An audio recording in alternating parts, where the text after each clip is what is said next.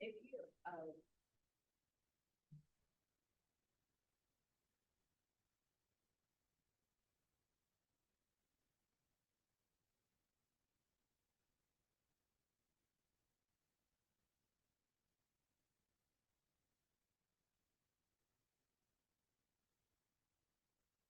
Thank you.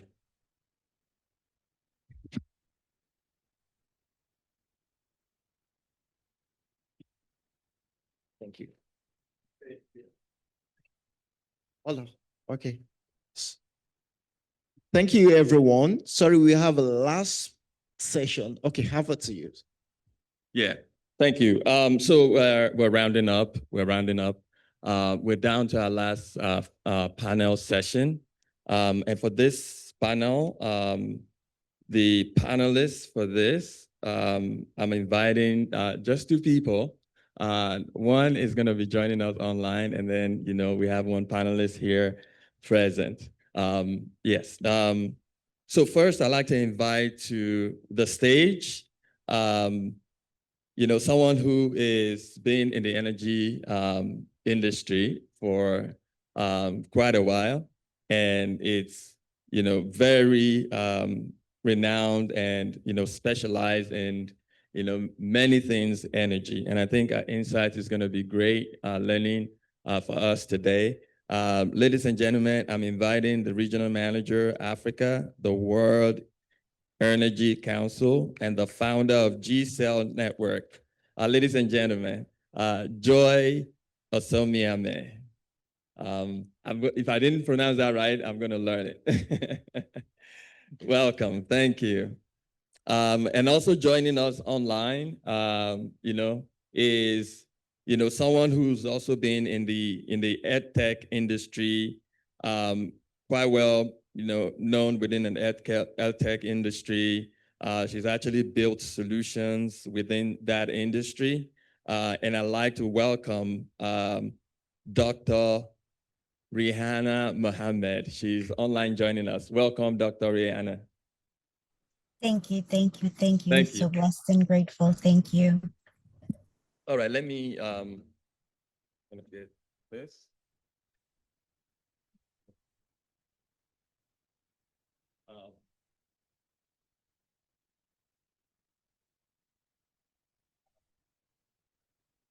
All right. This is our final panel. Enjoy. I know how tough it is, to be, going on the final panel where you have to condense all of your thoughts and everything. But either way, we're going to learn a lot from your experience today.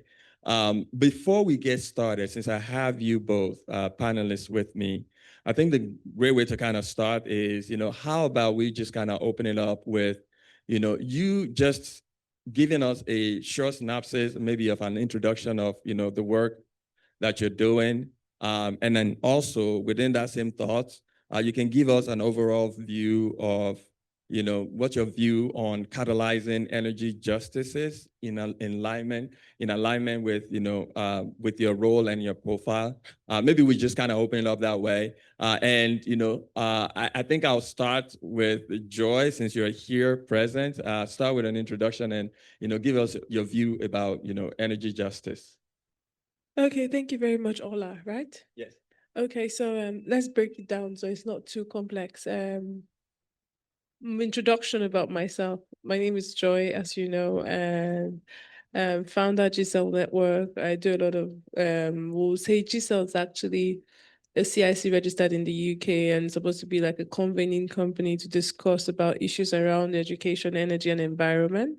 And yeah, so it's also, the goal is for it to become like a think tank where we would actually create solutions for actual, not just talking about these issues, but leading to actionable implementation by convening different consortiums that are going to be funded by UKRI and all of that. That was the idea about GCEL until the World Energy Council found me. And I'm currently wearing the hat of the regional manager for Africa. That's me in a nutshell. Thank you, Ola. That's great. Thank you. Thank you for that introduction. Dr. Rihanna.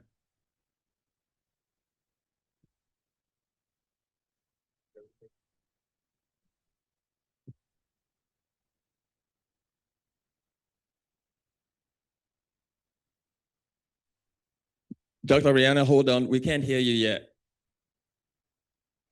Good afternoon, All right, everyone. there you go. Okay, I apologize for that. Again, thank you again so much for allowing me the opportunity to be here, not in person, but virtually. I'm the creator of eStream. I added entrepreneurship and research to your current STEM and STEAM curriculum.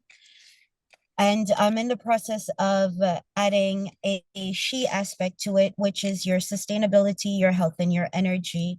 And Ola, your question is on energy justice and how I see that fitting into the framework of the eStream and the she aspect is by just creating a roadmap of equitable innovation and centralizing the need of the community where we can ensure the transition of a greener economy that is not just focalizing on the technology to advance, but advancing everybody globally on a social level. Thank you.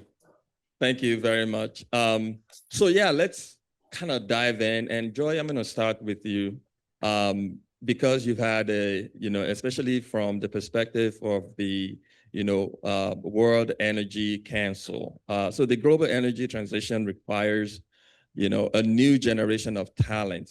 So from the perspective of the World Energy Council, what practical steps should government, industry, and the global institution take to ensure that girls today become innovators, engineers, and energy leaders of tomorrow? Okay, thank you for that question, Ola. I'll just go straight to the point from the lens of the World Energy Council. We've got various products that we use, that we are proud of, that we own, and a lot of countries have adopted it. How the World Energy Council works. It was founded in 1923, and we are over 103 years old now. We've got products like the Issues Monitor, and we've got the energy trilemma. So a lot of the few countries that are member countries within the World Energy Council actually adopts this by their government.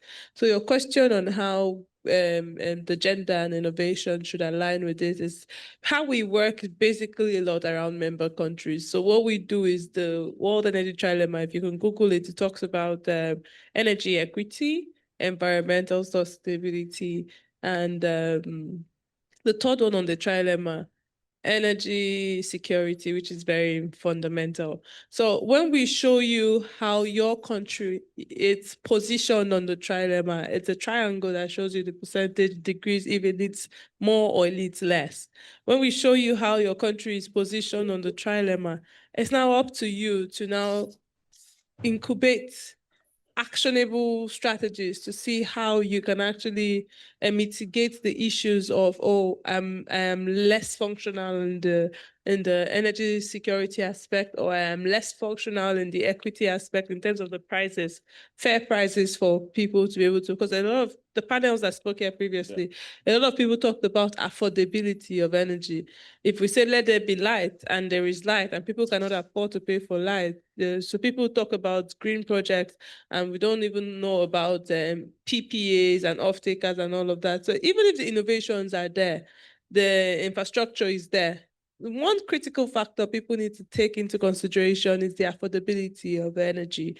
And that's where the energy equity. So when we say we want to, so when innovations are coming into play, be it gender, whether female or male, innovators should look into, that's where the AI people come into place. You look into helping us accelerate indices for energy access, and not just accelerate indices for energy access, also how to make energy access more affordable, and so it can be equitable for the people. Thank you.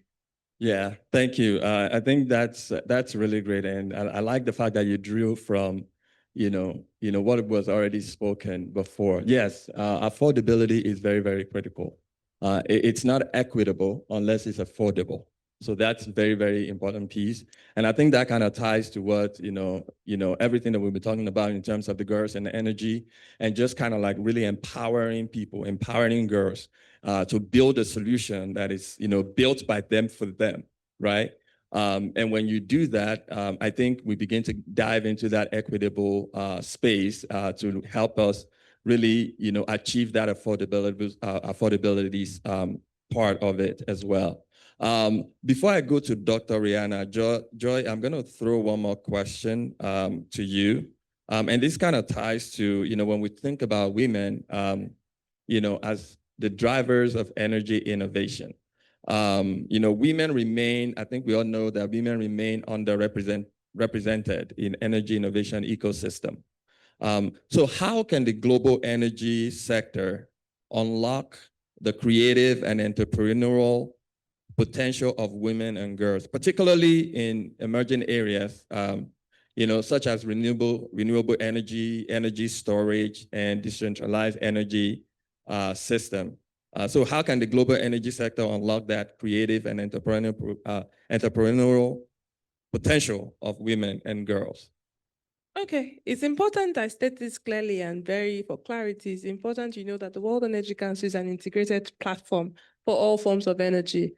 So we are not saying that, we are saying all forms of energy is acceptable at the World Energy Council, as our regional climes are different, so our needs are. So now when we want to talk renewables and how does fundamentally, it's all about knowledge exchange. With the World Energy Council, we have programs like the FEL, Future Energy Leaders. We have programs like the World Energy Women.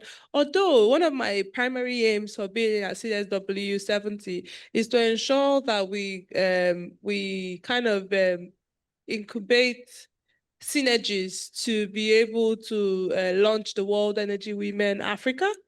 We haven't been able to launch the World Energy Women Africa, but currently the World Energy Women, it's running. We've got 5 programs in Europe and 4 in Latin America as we speak. So World Energy Women is already running successfully within the World Energy Council, but we haven't had anyone for our regional climb yet, because we are still trying to identify the right partnerships and ensure that member countries will be actively, because one of the problems we have, or the challenges, is that how do we get, we are a council with over 90 member countries. How do we get each region to be as active as the other region? Europe is our strongest strength in terms of member countries, because the member countries in Europe are extremely in tune with what we are doing. They're active. Asia is another region that is doing very well. The GCC is doing very well. Africa is right at the bottom of the tier. How do we get this engagement? Apart from the fact that we've got cultural differences, even in Africa, we also got language barriers and all of that people don't understand. So I think it's Portuguese, French, and English. So it's not just English and Anglophone and Francophone, it's also Portuguese too.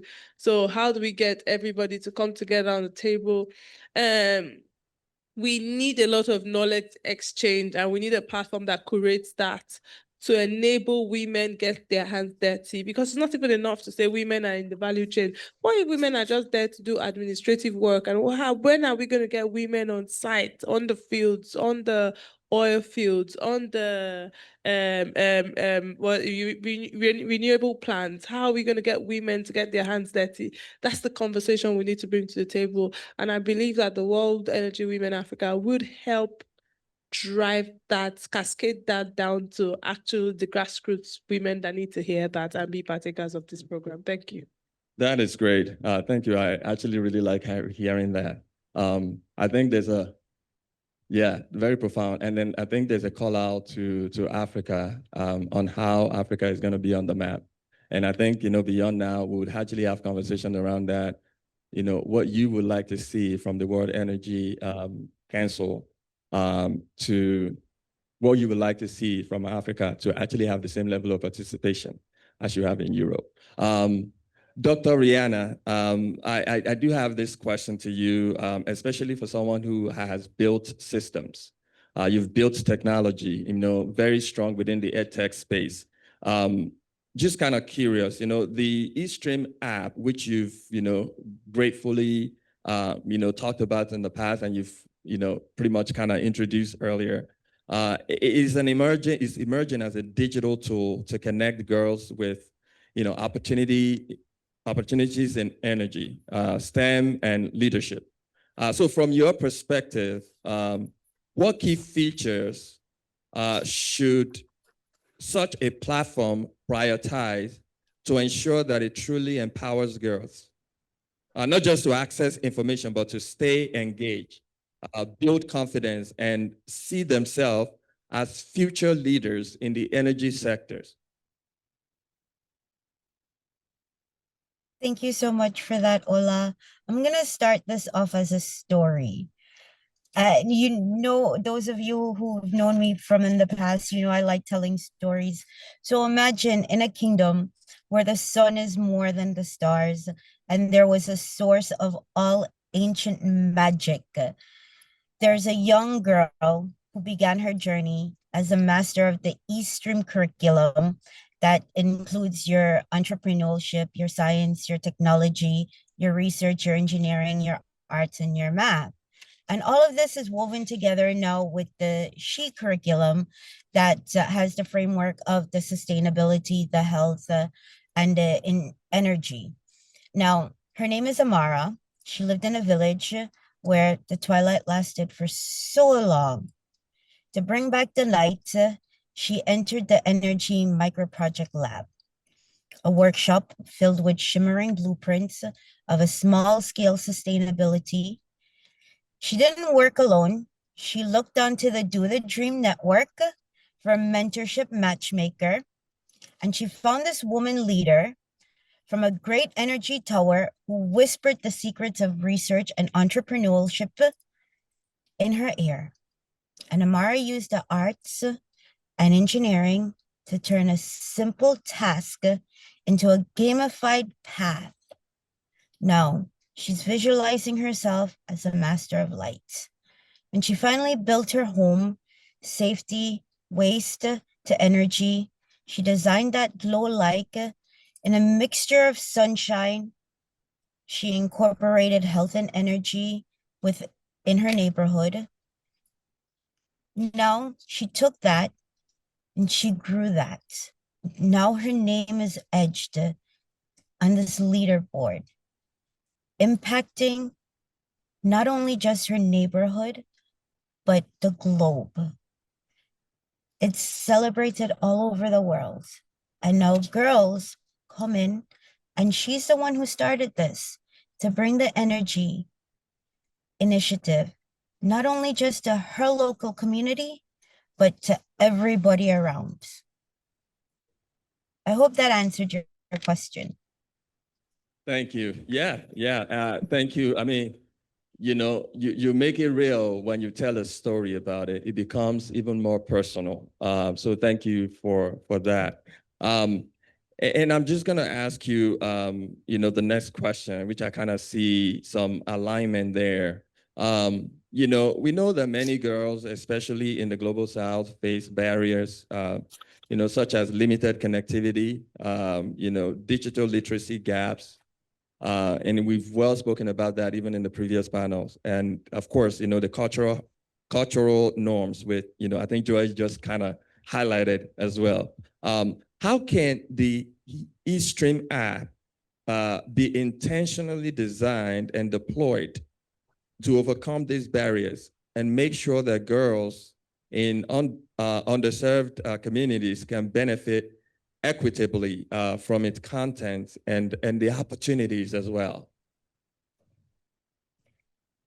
So bridging the global divide, it has to come from bridging the bandwidth and the Wi-Fi signals where the faint, you have to find it within a society where everything, the connectivity, you can't just look at the wide aspect of it. You have to look for the devices that is localized and start from building within the localized system, not just looking to build a on the holes. You have to bring it in from the system within and build from there. So let's focus on devices that the students have within the community and take that and build outwards.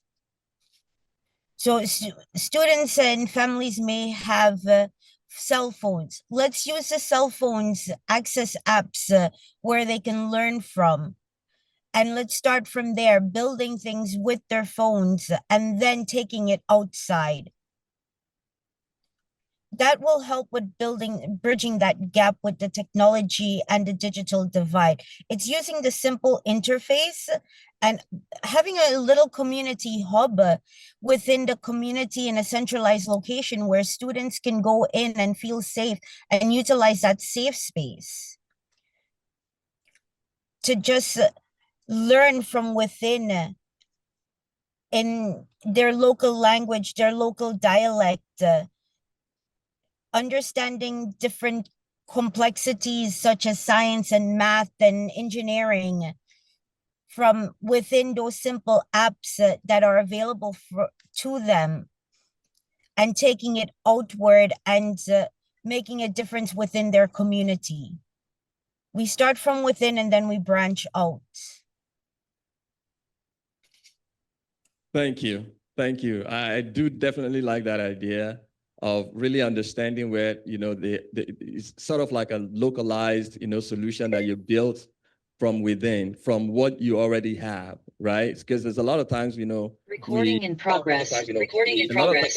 About, many things and many other areas where solutions are possible without really looking inward. So thank you for that submission. I think that's really, really welcome. And thank you for providing that, thought leadership there. Joy, I'm going to switch a little bit to policy, as we wrap up here, because you kind of spoke a little bit about this. I think you highlighted, what countries are doing, what regions are doing. See, many countries are currently revising their energy policy to reflect the reality of energy transition. From your experience, what policy framework or regulatory reforms are most effective in creating inclusive energy sector that actively supports the participation and leadership of women and girls?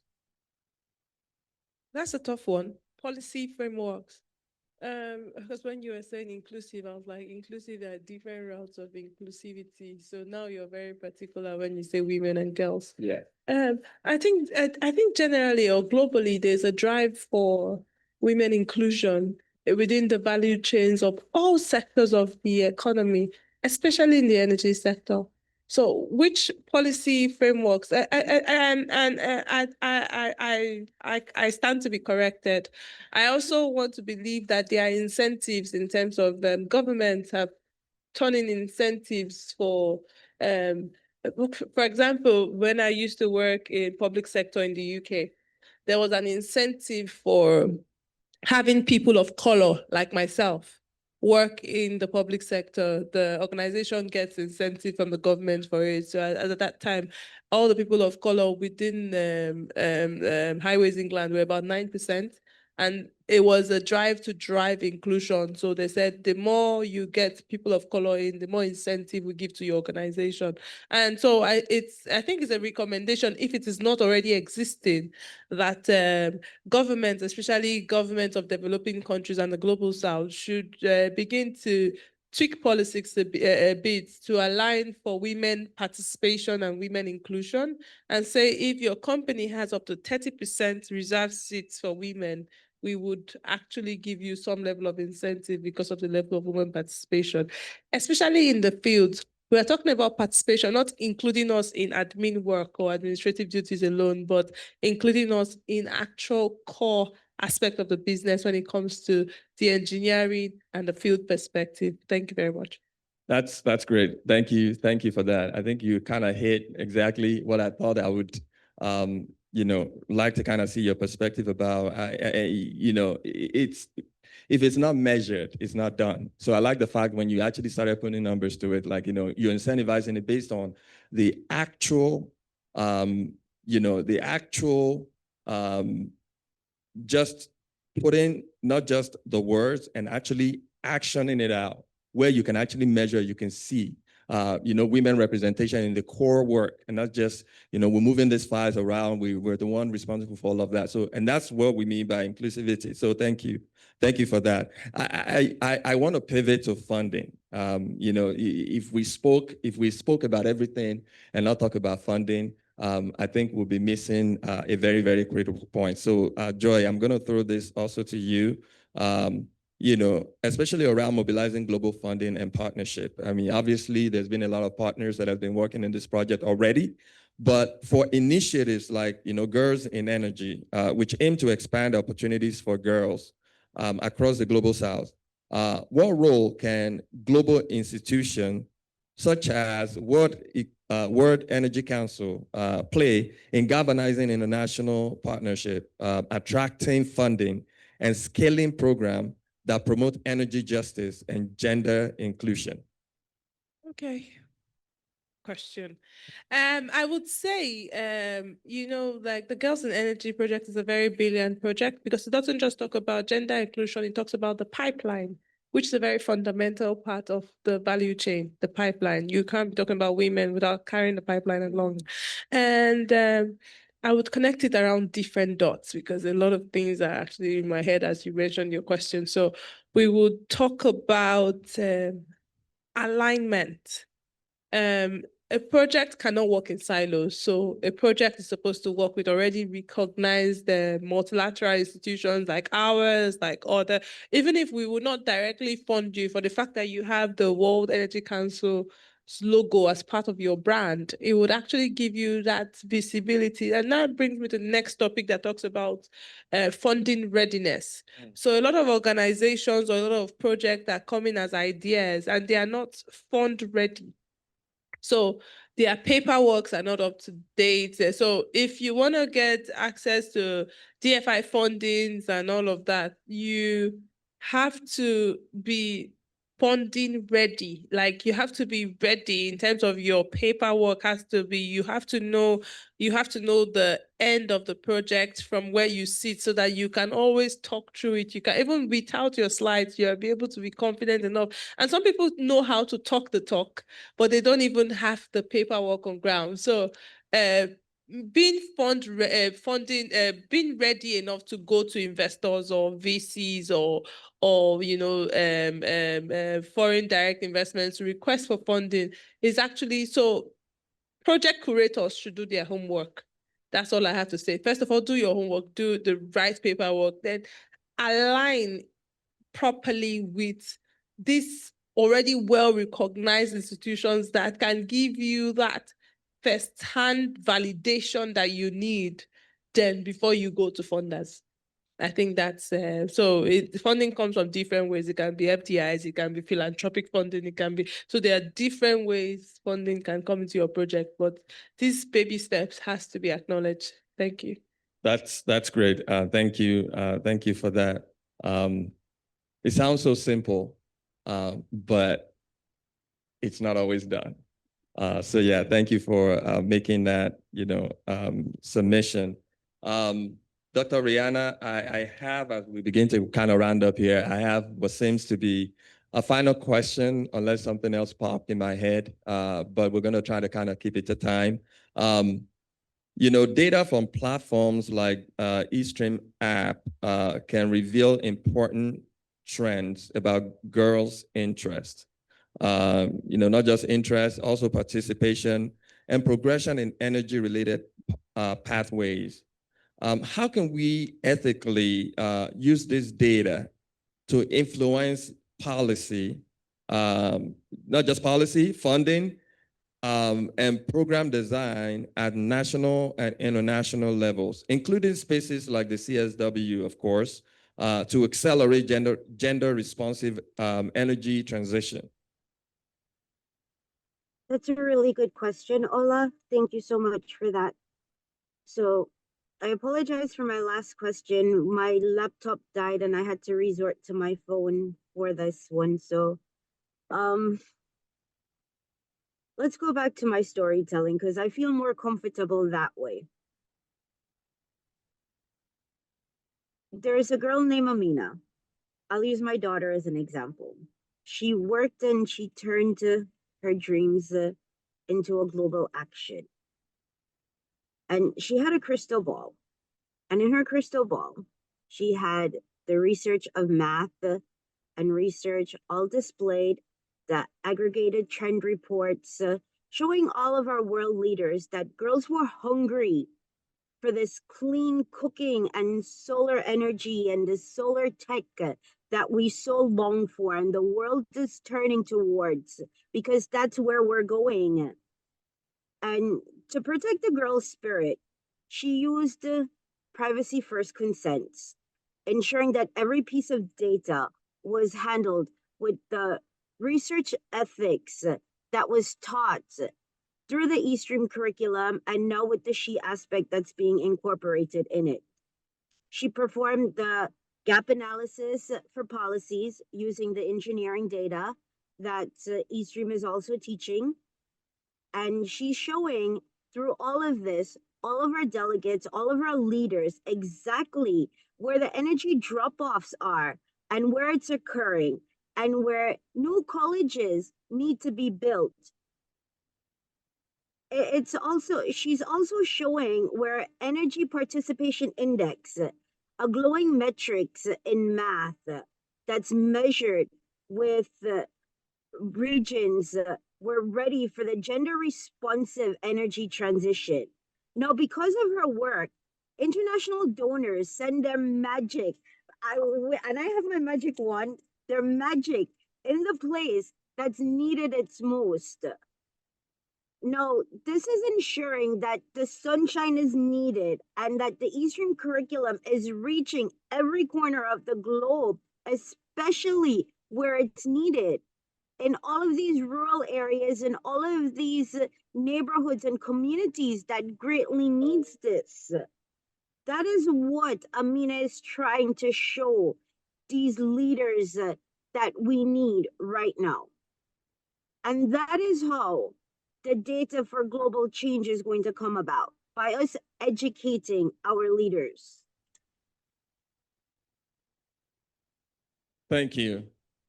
Thank you so much for that insight. We really appreciate it. We're going to be rounding up right now. And thank you for our panelists, Joy and Dr. Rihanna. But before we kind of wrap up, I think it would be fair to kind of maybe kind of throw it back to you for some final thoughts. I don't know if there's any question in the room. But we might have room for one. But in the absence of any question, I'm going to throw it to the panelists to give us their final thoughts on the on the topic we've been discussing around girls in energy and how we bring impact, and what you think should be the North Star. Okay, thank you very much. Is that me for final words? Okay. I would say, and please don't be, forgive me ahead of if I'm going out of the tangent. Energy access is our fundamental problems as Africa. And then we don't mind where it comes from, be it girls, boys, whoever gives us energy access is what we want to embrace. And then we are open to collaboration. We have over 666 million people without access to electricity in Africa. And then over, women without access to clean cooking. So we are ready to work with communities, NGOs, innovative ideas, and most importantly, when I was in Davos earlier, everybody was talking about the artificial intelligence, AI, technological innovation. Let's see how we can use these technological innovations that we have to drive solutions for energy access gap that we experience in Africa. Thank you very much. Thank you, Joy. Thank you for mentioning AI. I think I have a lot of thought about it, but maybe not a conversation for today. All right. Over to you, Dr. Rihanna. Some final thought and some North Star statement. Some North Star statement. Again, thank you again so much for allowing me the opportunity to be here to speak on a topic that's very passionate to me, and on just being around so many people that were have so many great ideas and so passionate about so many things. So my North Star, in order to adapt to 2030 and our 2045 sustainable goals, as far as everything and what Do the Dream mentorship is doing and the gamified career path and visualizing all of the global leaders that we want with our girls and to be making them the leaders of our future, we need to make sure that the transformation comes from within our community. We have to be the loving caregivers to our community, and that has to come from within us. The change has to come from us. If we don't make that change to say we are the ones going forward and putting that effort, that change is not going to come about. We have to be the one to say, hey, this is what we need to do. This is there. Let's do it. And this is where it starts. It starts here with the leaders that are in front of us right now. And there's no better place to start and no better time to start than right now. And that is what I am leaving you guys with. It's to be the change that comes from within. So the power to be brilliant, and so we can have those beautiful, wonderful girls who we are giving the tools to be those leaders of tomorrow. Thank you. Thank you very much. Put your hands together for our panelists. Joy, thank you very much for a very insightful conversation. Dr. Rihanna, thank you so much for your contribution. Thank you once again. All right.